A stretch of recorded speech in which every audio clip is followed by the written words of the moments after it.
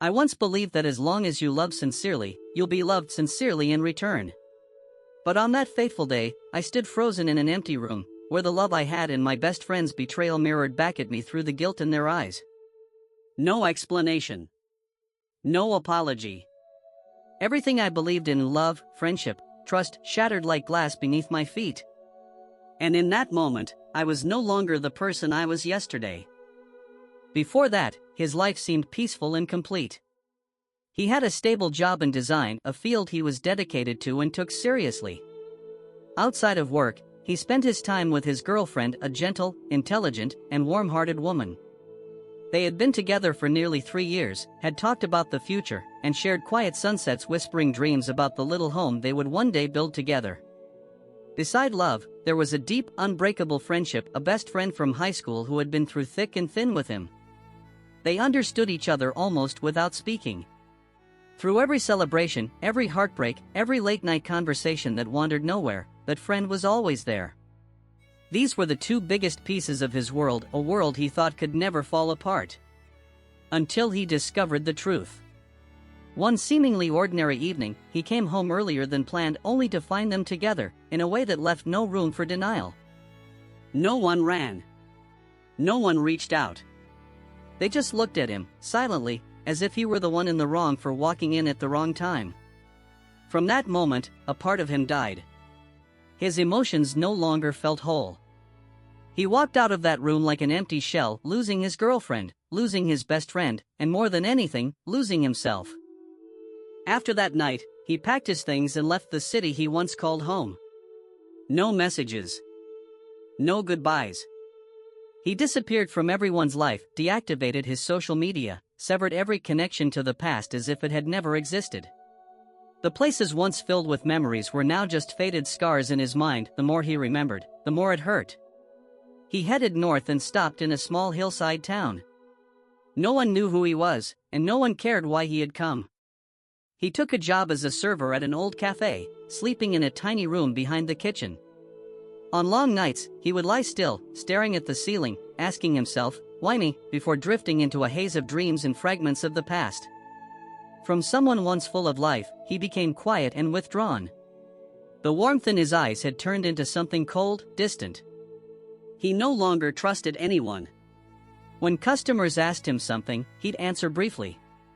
When co-workers invited him out, he politely declined. He kept a safe distance from the world, because if no one gets close, no one can hurt you again.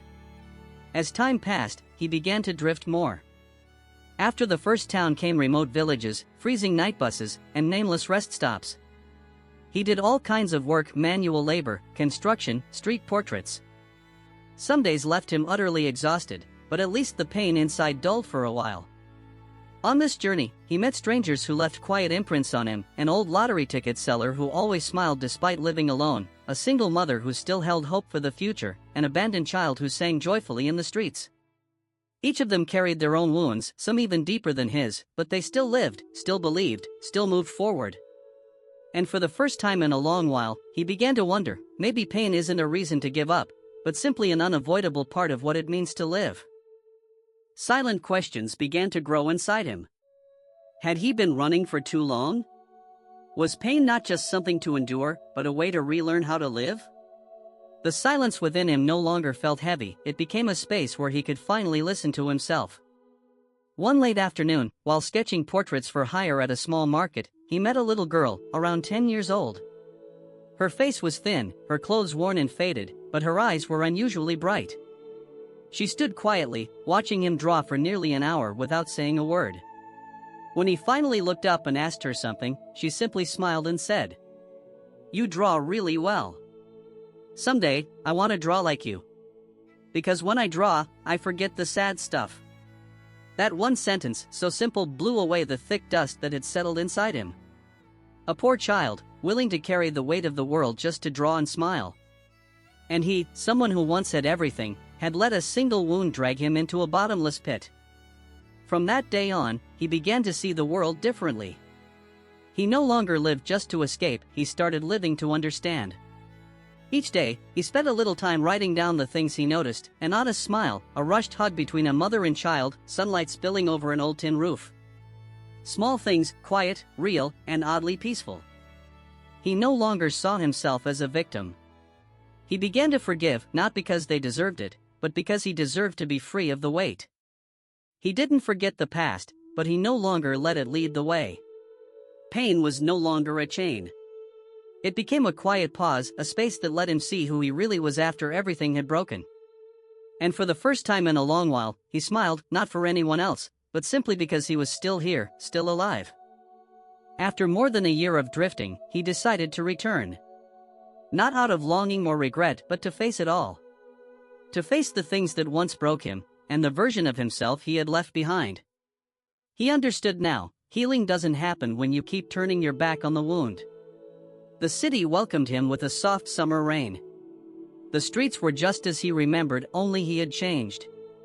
There was no rush of emotion, no bitterness, just a strange sense of calm.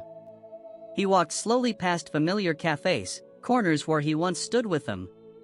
Now, they were nothing more than memories, no longer heavy, no longer vivid. He chose to meet them both, his former lover, and the friend who had betrayed him. Not to accuse. Not to seek closure. But simply to close the chapter.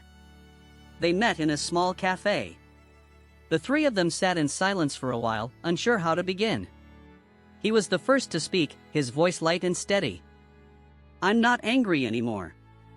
What happened is the past. I can't change that, but I choose not to carry it with me any longer." They looked at him, perhaps surprised, perhaps quietly ashamed. But he didn't need anything from them. Forgiveness wasn't a gift he gave to them, it was one he gave to himself. He walked out of the cafe without looking back. His heart was no longer burdened. The things that once shattered him were now just pieces, finally placed in the right spot in the mosaic of his life. Coming back wasn't about starting over with the people he left behind. It was about realizing he no longer needed them. That he had grown strong enough not to fear them anymore. And this time, he was truly free. Since the day he left that cafe, he never saw them again. Not because he was avoiding them, but because there was nothing left to close. Everything had ended at the right time, no bitterness, no lingering regret. Like a door that had once slammed shut, now quietly eased itself closed, and he simply stepped through it without looking back. He returned to design work, not at his old firm, but at a small creative studio on the outskirts of the city. There, no one knew anything about his past. They only knew him as a quiet man, meticulous and steady, with eyes that had clearly seen more than they said. He worked with care, not chasing promotions or praise, but pouring heart into every detail. After work, he often rode his bike down quiet roads or sat alone with a cup of coffee, sketching nameless drawings. Sometimes, it was a portrait of a stranger who had briefly passed through his life. Other times, just a slant of sunlight or an old, rusted awning. He wasn't searching for anything anymore, just choosing to live slowly, and live truthfully. Love? He wasn't in a hurry. He no longer believed love was everything, but he didn't shut his heart off like before. Some people came, gentle, patient. He welcomed them with the calm of someone who had lost before, and the kindness he had learned from those very losses. Life didn't go back to the way it was. But he didn't want it to. He no longer lived for others' expectations, no longer strained to hold together relationships that had long rotted at the core.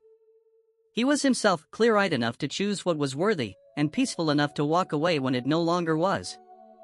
And one day, looking back on it all, he said quietly to himself, "Betrayal didn't destroy me. It just made me take the long way around.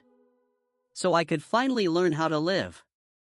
Not for anyone else, but for me." And then, on a still, windless afternoon, he sat by the familiar window. Sunlight filtered through the glass, casting soft lines of light across his face. There was no more pain when he thought about the past. Only a quiet peace within him, like a lake finally calm after the storm. He realized that sometimes, the deepest falls are the very beginning of a real journey. Loss doesn't make us weak, it simply asks whether we have the courage to get back up and keep going. He had once lost everything: love, trust, even himself. But he had walked, he had lived, he had hurt. And eventually, he had learned how to heal. To anyone who's ever been hurt, You may lose everything, but never lose yourself. Forgiveness isn't weakness. Walking away isn't giving up. And moving forward, that is the strongest answer you can give to the things that once broke you. You're going to be okay. Just keep going, one small step at a time. And one day, you'll find yourself smiling without needing a reason.